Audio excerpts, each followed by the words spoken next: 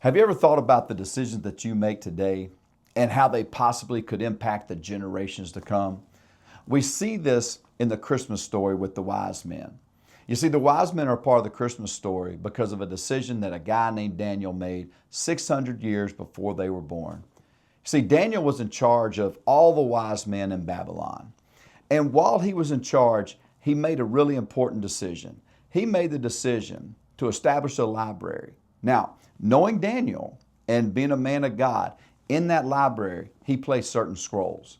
The scroll of Isaiah, the scroll of Micah, and then of course, being a dude, he put his own scroll in there, which is what we call the book of Daniel. All these scrolls become books in the Old Testament. And another thing they all have in common is they all foretell of the birth of Jesus Christ.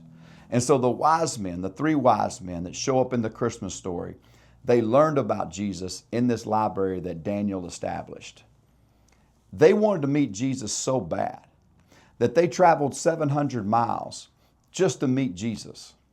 It's amazing that a decision that Daniel made 600 years later is having such a generational impact that he was pointing people to Jesus and people were wanting to meet him personally.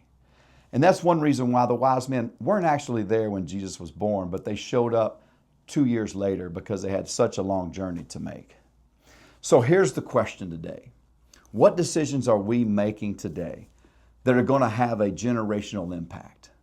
Even a better question is, what decisions are we making today that are pointing people to Jesus? I think it's a great question to ask yourself this Christmas season. Merry Christmas and God bless.